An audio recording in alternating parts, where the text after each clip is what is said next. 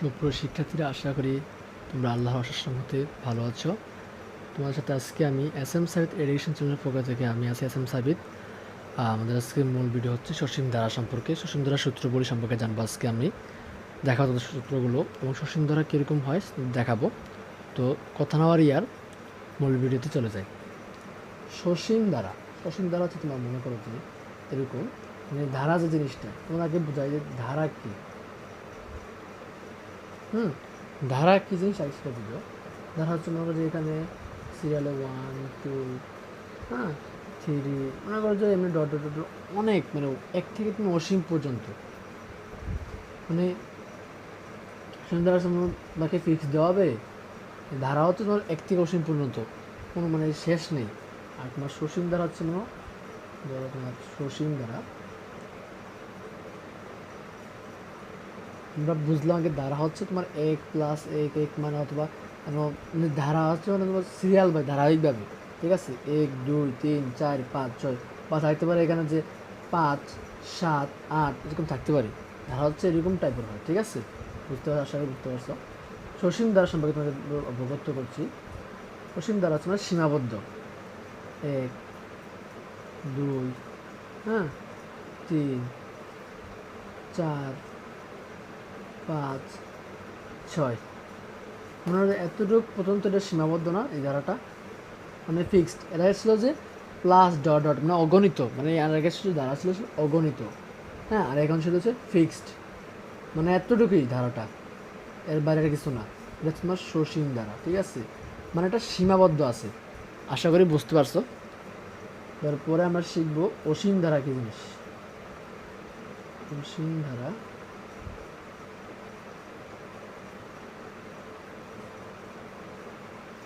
সুন্দর হচ্ছে তোমার মনে করো 1 2 plus 3 plus 4 plus plus dot dot, মানে অসীম থেকে অসীম, কোনো ধারণা দেওয়া হয় না যে কতটুকু পর্যন্ত ধারাটা শেষ হয়েছে, কিন্তু এটাই হচ্ছে তোমাদের অসীম ধারা, ঠিক আছে। আশা করি তোমরা বুঝতে পারছো অসীম ধারা কী জিনিস। আসলে আমাদের মূল মানে ভিডিও মানে এগুলোতে তোমাদের হিন্টস দেওয়া যে তোমরা বোঝার জন্য। আসলে আমাদের মূল আজকের ভিডিও হচ্ছে সসীম ধারা সম্পর্কে, এটা কোনো অসীম ধারা সম্পর্কে নয়, হচ্ছে সসীম ধারা সম্পর্কে, ঠিক আছে। সসীম ধারা সূত্র আছে আমরা জানি। এর আগে তোমাদের কিছু বোঝাই। মানে এখানে এ হচ্ছে এ সূত্র লাগবে। আচ্ছা, আগে সূত্রটাই বসো তোমার। অসীম ধারার সাধারণ পদ সূত্র হচ্ছে, মানে সাধারণ পথের সূত্র হচ্ছে সাধারণ পদ সূত্র হচ্ছে তোমার সাধারণ পদ সূত্র কি a plus n minus 1 d। এটা তোমার সাধারণ পদ সূত্র। এইখান থেকে তোমাদের বোঝাই এ কি। এ হচ্ছে তোমার ধারার প্রথম পদ।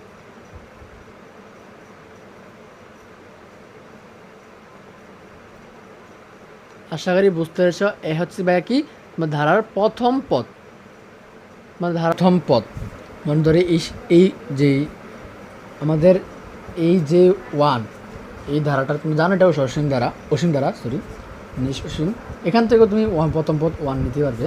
তো প্রথম পদ 1, এই এর দ্বারা প্রথম পদকে বোঝায়, ঠিক আছে। এখন এন কি ভাইয়া কী বোঝায় তোমার দেখো। এন হচ্ছে মানে কততম পদ, পদ, ঠিক আছে। এন হচ্ছে তোমার কততম পদ। কতবার এটা আগে পঞ্চম পদ বের করো, তখন এই সূত্র এন জায়গা 5 বেরোবে -1।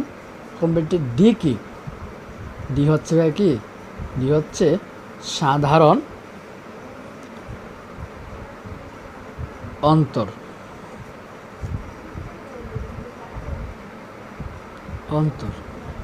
তো আশা করি ভাই তোমরা বুঝতে পারছো। ডি হচ্ছে আমাদের সাধারণ অন্তর। এবার চলো দেখি ডি কীভাবে বের করে, একটা অঙ্কের মাধ্যমে দেখি। ধরলাম আমরা একটা ধারা নেই, এখানে একটা ধারা আছে,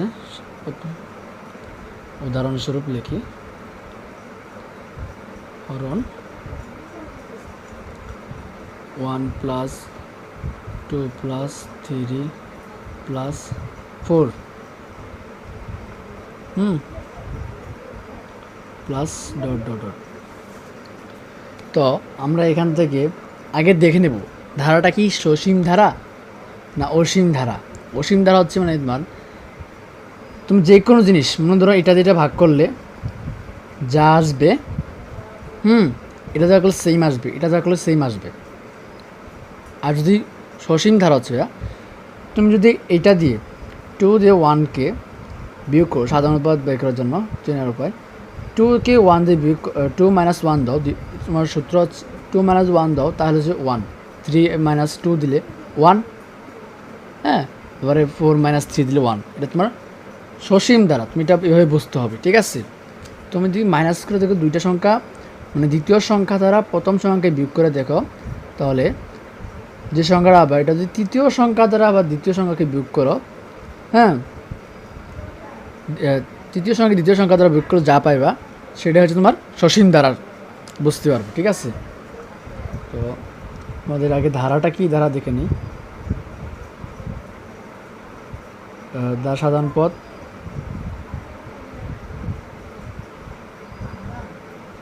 পদ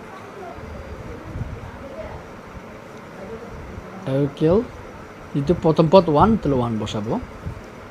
সাধারণ অন্তর ভাইয়া এবার আছে খেলায়, সাধারণ ডট বুঝে দিলাম, ডট ডট দিলাম, তোমরা সবাই বুঝে নেবে সাধারণ পদকে সাধারণকে বোঝাচ্ছি আমি। সাধারণ অন্তর, অন্তর মানে কি ভাইয়া? মানে দুইটা সংখ্যার বিয়োগফল, সেটা জানি আমরা বীজগণিতে শিখেছি যে অন্তর হচ্ছে দুইটা সংখ্যার বিয়োগফল। যেমন ধরো 5 - 4 এটা হচ্ছে অন্তর দুইটা সংখ্যার, 5 একটা সংখ্যা 4 একটা সংখ্যা, দুইটা সংখ্যার বিয়োগফল হচ্ছে অন্তর, ঠিক আছে। তো অন্তর আমরা ডি দেওয়া করবো। আমরা সূত্র জানি কি, এটা হচ্ছে তোমার দ্বিতীয় পদ মাইনাস প্রথম পদ। তাহলে আমি দ্বিতীয় পদ কী দেখি, এখানে ধারাটা দ্বিতীয় পদ 2 মাইনাস মানে সূত্রের। এখন প্রথম পদ কোনটা, এই যে আমরা প্রথম পদ পেয়েছি 1, এটা হচ্ছে 1, তাহলে আমাদের সাধারণত আসে 1।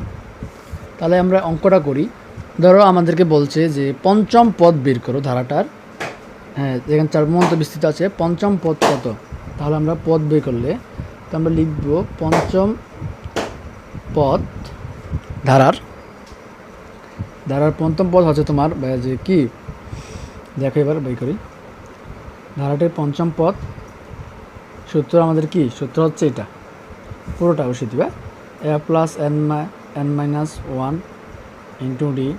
তখন এর মান বসাও, এবার এর মান আমরা পেয়েছি কি যে 1, এর মান 1 পেয়েছি প্রথম পদ, প্লাস সূত্রের nতম পদ। বলছিলাম যে nতম পদ মানে কততম পদটি বুঝিয়েছি, পঞ্চমতম পদকে আমার মান বের করতে হয়েছে। তাহলে 5 - 1 ডি হচ্ছে এবার কি সাধারণ অন্তর। সাধারণ অন্তর কত পেয়েছি, যে 1 সাধারণ অন্তর পেয়েছি, জানো দুটো সংখ্যা বিয়োগ করে 1 পেয়েছি, এই * 1।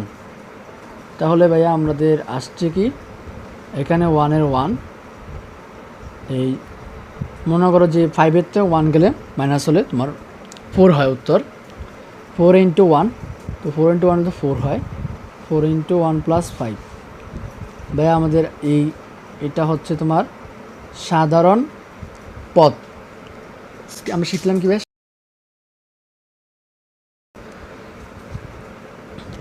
এখন আমরা শিখবো যেটা সেটা হচ্ছে আমরা পদের সূত্র বের করলাম, সসীম ধারার এখন আমরা শিখবো। সূত্র লিখে নিয়ে গেলে সসীম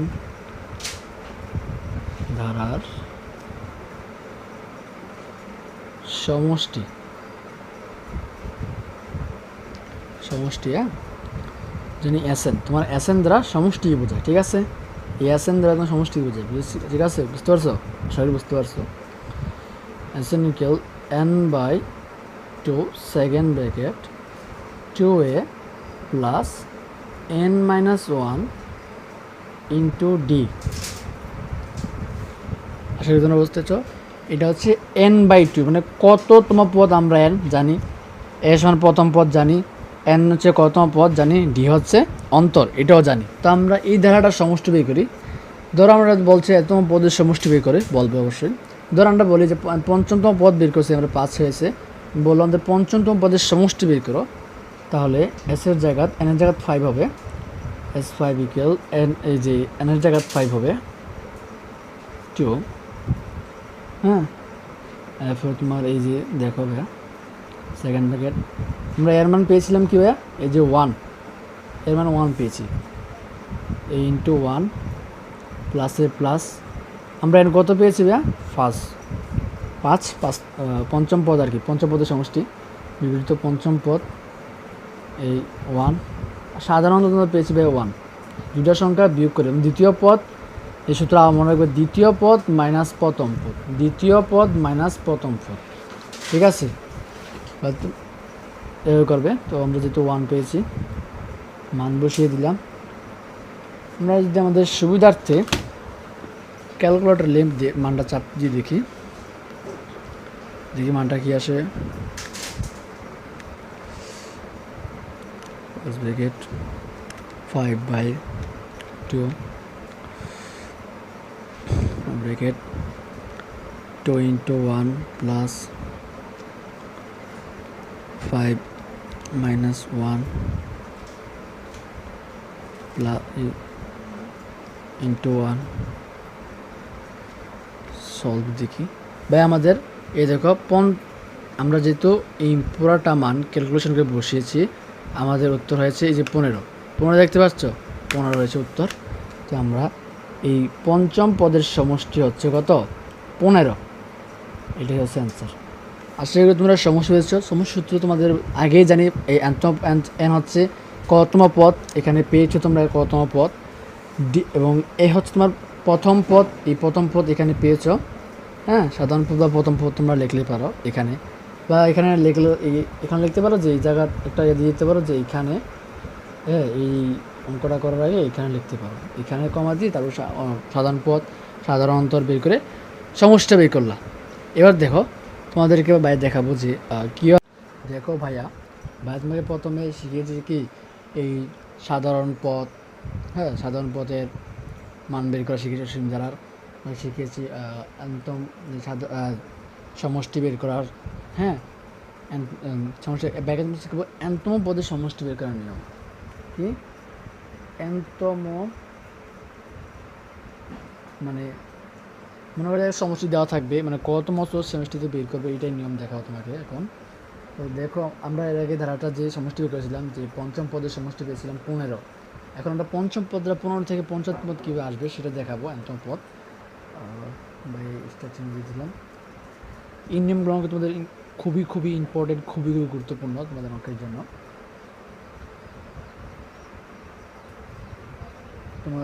তোমাকে বলে দিল যে এত একটা ধারার সমষ্টি হচ্ছে এত, কতম পদ, প্রথম পদের সমষ্টি এত, বলবে যে তোমাকে এনতম পদের সমষ্টি এত হলে এনের মান বের করো। মনে করো যে আমাদের প্রশ্ন দিল যে এনতম পদের সমষ্টি, বলো যে এনতম পদের সমষ্টি হচ্ছে 15, তাহলে এনতম পদের মান বের করো।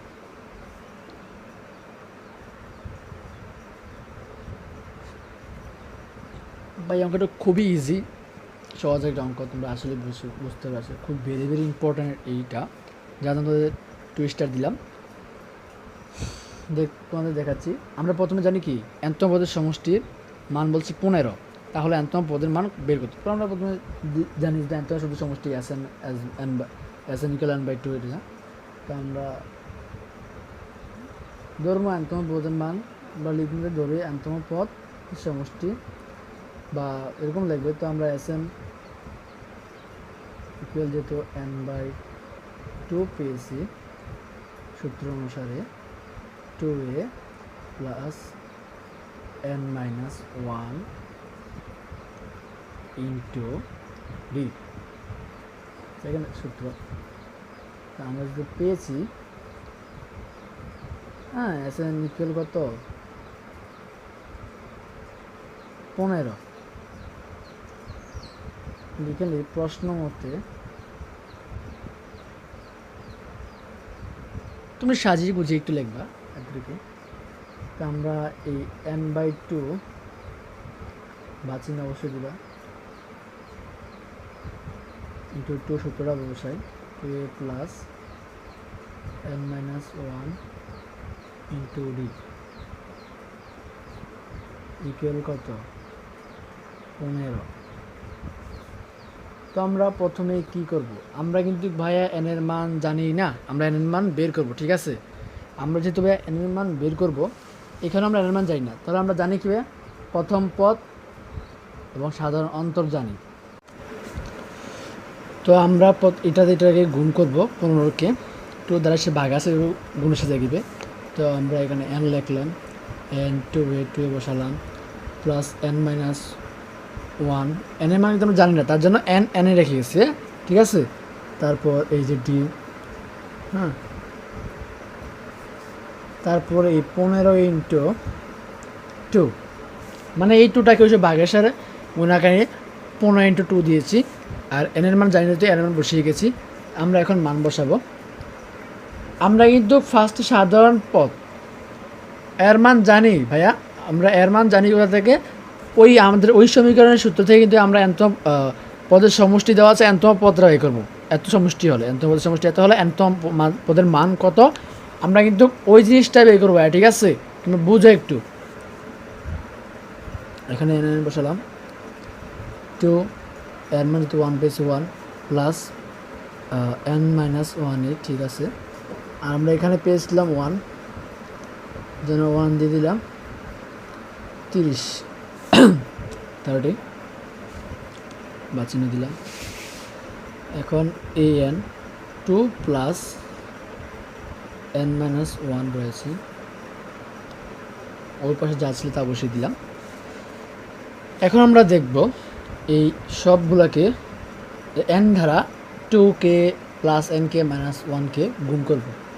2n the 2n square plus n দ্বারা গুণলে n স্কোয়ার মাইনাস n দ্বারা গুণলে n, হ্যাঁ। তারপর আমরা পাচ্ছি 30,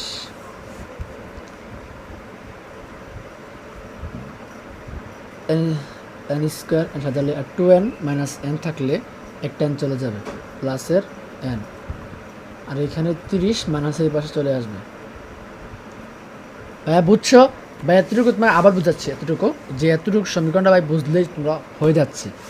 দেখো ভাই, এখানে n রাখছি, এই 2 এর মান আমরা পেয়ে সাধারণ প্রথম পদ পেয়েছিলাম 1 বসাইছি, গুণ আকার আছে, এটা দিয়ে গুণ বোঝাচ্ছি ভাই ফোটা দিয়ে, প্লাসে প্লাস n এর মান বাইরেরা জানি না, n এর মান বের করবো, তার জন্য বাইরে n বসালাম, মাইনাসে মাইনাস 1 বসালাম সূত্রের।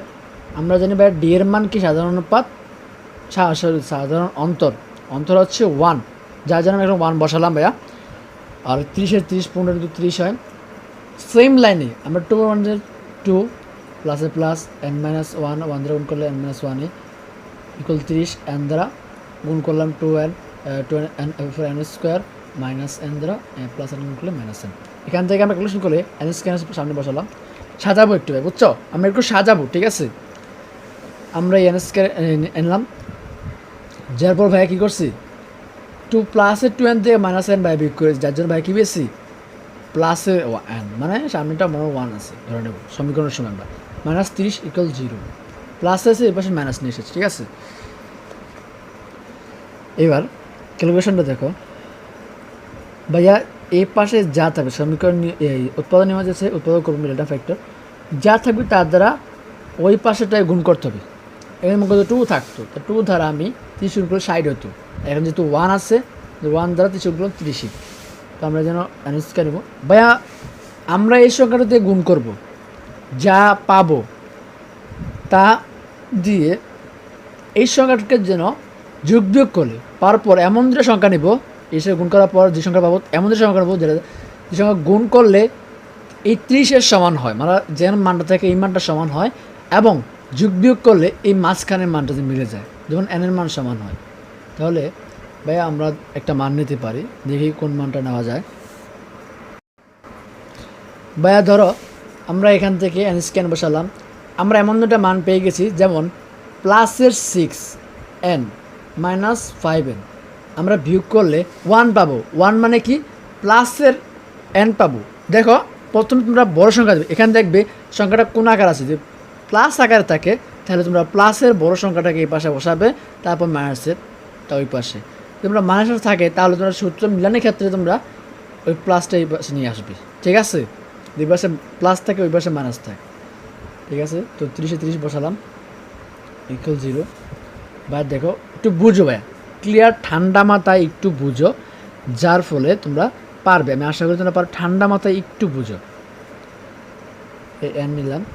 আমরা যদি এই দুইটার থেকে এন কমন নিতে হয়, ভাই থাকে কি এন স্কোয়ার, তো এন কমন নিলে এন থাকে এন বসালাম, প্লাসের প্লাস 6 এন থেকে এন নিলে থাকে 6 বসালাম, মাইনাস আমরা যদি ভাইয়া 5 কমন নিই দেখো তাহলে কিন্তু ভাইয়া চোখ বুঝে এই পাশে যেখানে একটা মান থাকবে, এখানে 3 থাক 4 থাকবে, যদি কমন যায় 4 যাই থাকবে এটা বসিয়ে নেবে, বসিয়ে এই পাশে যা থাকবে যেটাই পাইছো, এন প্লাস 7 হোক, এন প্লাস 8 হোক, এন প্লাস 10 হোক, এন প্লাস 100 হোক, যাই পাই ভাইয়া ওইটা ওই পাশে বসিয়ে দেবে। এটা কমন নেওয়ার পর মুখস্থ হচ্ছে ভাই, তুমি পরে বুঝাচ্ছি জিনিসটা।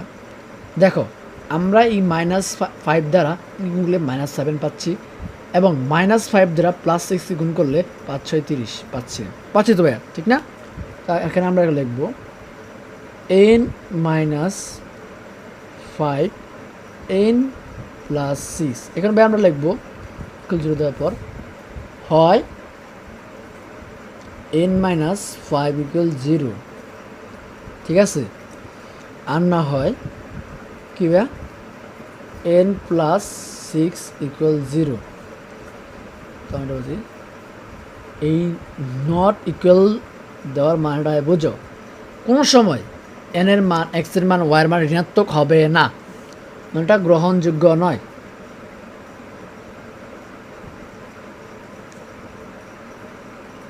বা এটা তোমার গ্রহণযোগ্য নয়। আমরা পাচ্ছি এখান থেকে এন এর মান 5। ভাই আমরা কিন্তু এর আগের যে অঙ্কটা ছিল ওইখানে কিন্তু এনতম পদের সমষ্টি আমরা 5 মানে 15 পেয়েছি এনতম পদের সমষ্টি, আর এই এনতম পদে ছিল 5 মানে পঞ্চম পদের সমষ্টি আমরা 15 পেয়েছিলাম, এবং আমরা পঞ্চম পদের এনতম মান পেয়েছিলাম 5, ঠিক আছে? তো আজকে এতটুকুই। এটা হচ্ছে পার্ট 1 সাধারণ গণিতের, মানে তোমাদের জেনারেল ম্যাথের সসীম দ্বারা পার্ট 1 দিয়েছি।